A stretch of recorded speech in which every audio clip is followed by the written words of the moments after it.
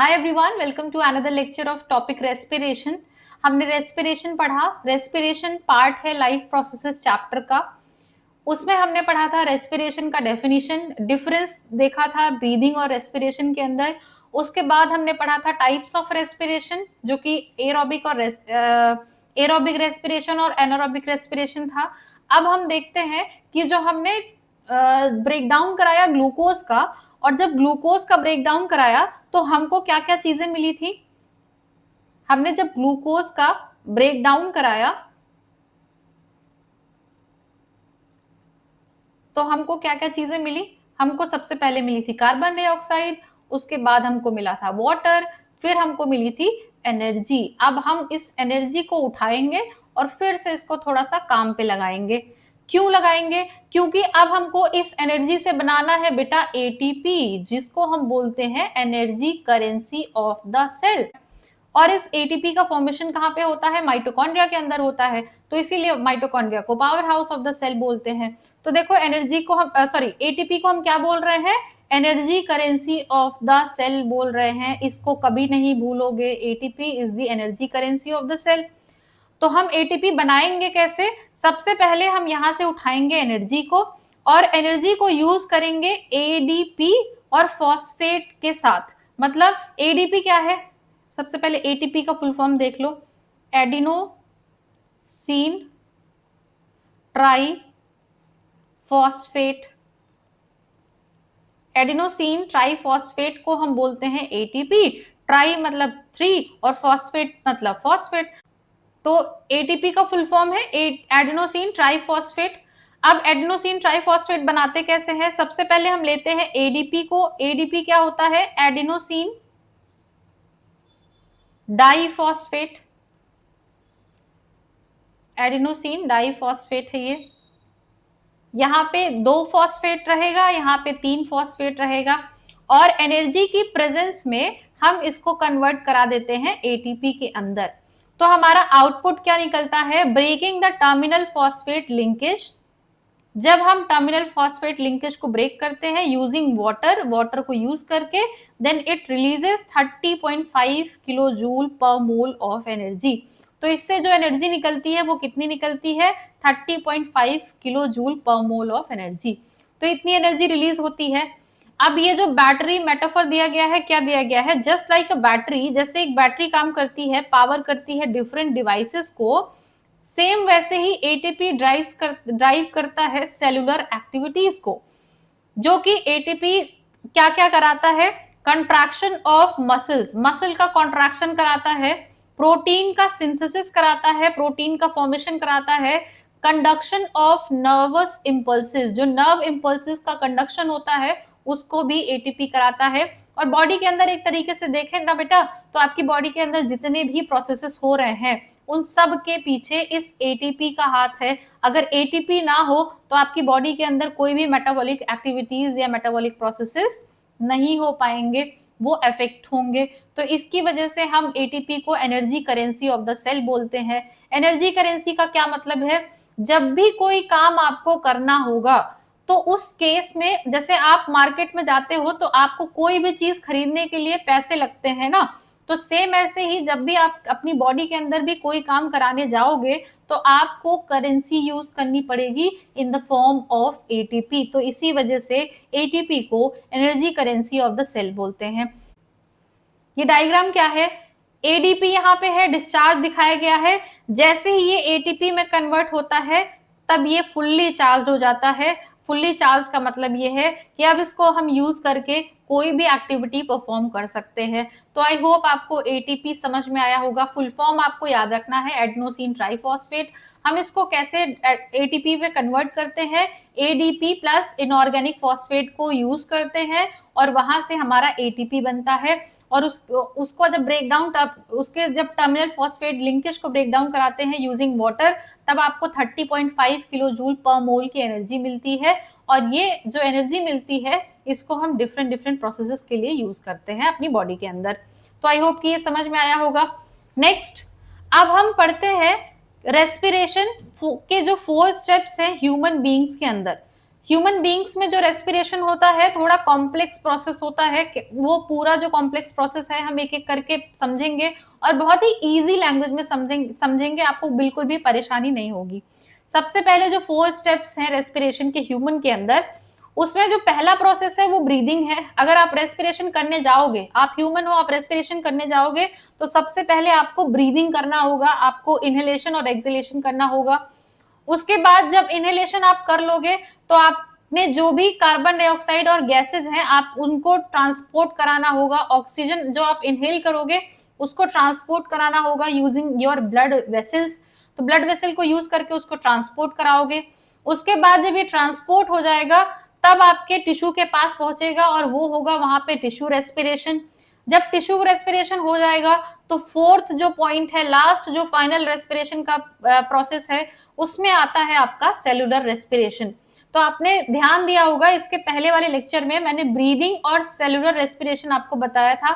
2 चीजें और नई ऐड हुई हैं, आपका ट्रांसपोर्ट ऑफ गैसेस और टिश्यू रेस्पिरेशन। आ जाओ एक एक करके देखते हैं। ब्रीदिंग क्या है? Physical process of taking in oxygen and releasing carbon dioxide.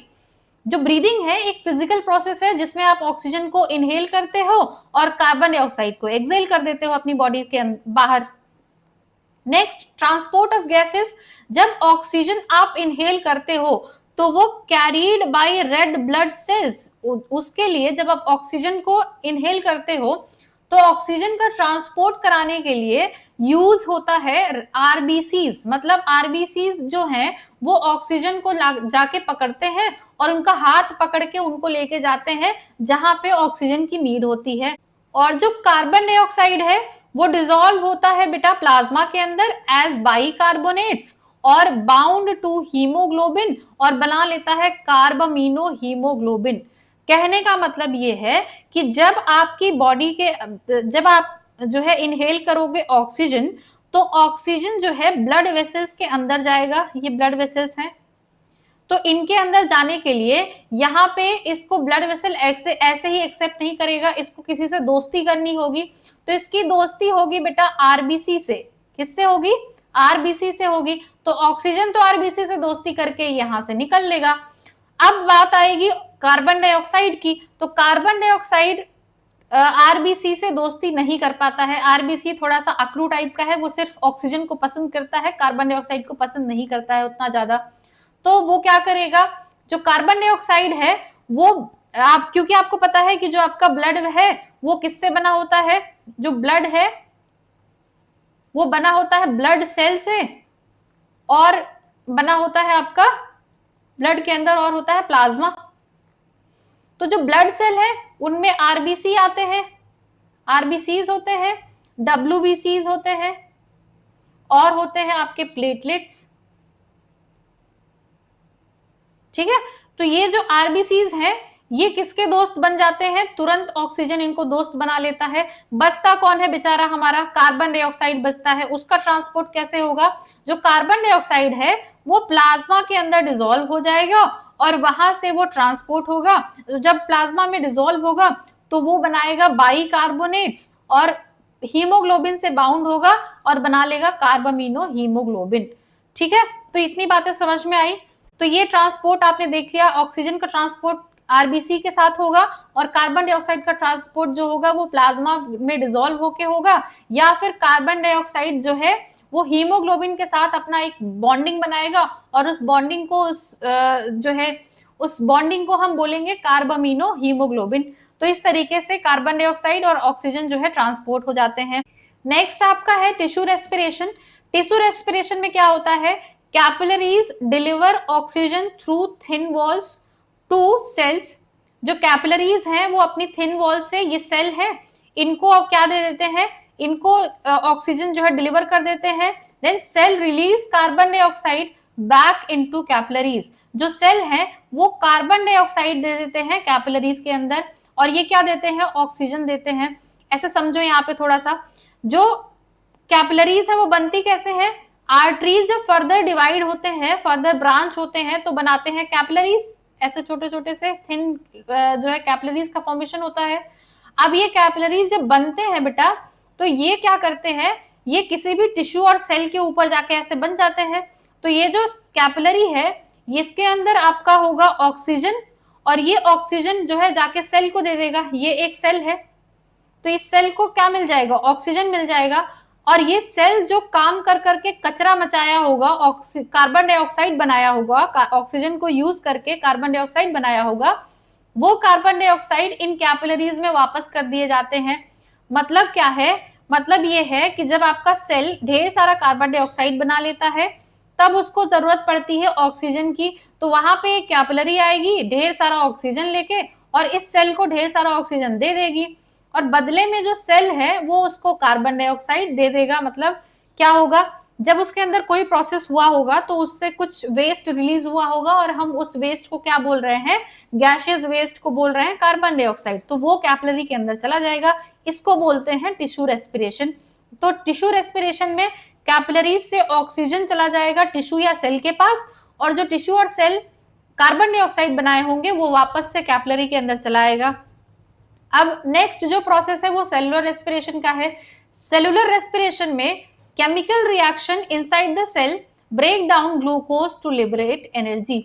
Cellular respiration cell के अंदर होता है, यहाँ पे जो ग्लूकोज होगा, यहाँ पे जो ग्लूकोज होगा उसका ब्रेकडाउन होगा, उसको तोड़ा जाएगा, ग्लूकोज को तोड़ के यहाँ से क्या किया जाएगा बेटा, एनर्जी लिबरेट की जाएगी या फिर एनर्जी रिलीज की जाएगी। तो ये एक केमिकल रिएक्शन है जो कि सेल के अंदर होता है और ग्लूकोज को तोड़ने का काम होता है एनर्जी बनाने के लिए। तो ये 4 स्टेप्स हैं आपके ह्यूमन रेस्पिरेशन के। पहला ब्रीदिंग है, आप सांस लोगे तो ऑक्सीजन अंदर जाएगी, वो ऑक्सीजन जाएगी ट्रांसपोर्ट होने के लिए, तो उसके लिए जो ऑक्सीजन है आरबीसी की हेल्प ले लेगी, और जो कार्बन डाइऑक्साइड है वो हीमोग्लोबिन के साथ बाइंड होकर कार्बामिनो हीमोग्लोबिन बना लेंगे, प्लाज्मा में डिसॉल्व हो जाएंगे, तो इस तरीके से उनका ट्रांसपोर्ट हो जाएगा। तीसरा जो है टिश्यू रेस्पिरेशन। टिश्यू रेस्पिरेशन में हर एक सेल और हर एक टिश्यू को ऑक्सीजन मिलेगा, बदले में वो कार्बन डाइऑक्साइड जो वेस्ट है वो कैपिलरी के अंदर डाल देगा। नेक्स्ट जो 4th लास्ट है वो सेलुलर रेस्पिरेशन है। सेलुलर रेस्पिरेशन में ग्लूकोज का ब्रेकडाउन होगा ऑक्सीजन की प्रेजेंस में और वो ग्लूकोज एनर्जी बना लेगा। तो ये 4 स्टेप्स हैं आपके ह्यूमन रेस्पिरेशन में, ये अभी आगे आपको काम आएंगे। तो आई होप कि आज की क्लास आपको समझ में आई होगी। अगर कोई डाउट है तो आप कमेंट सेक्शन में पूछ सकते हैं। आज के लिए इतना ही। Thank you so much for watching.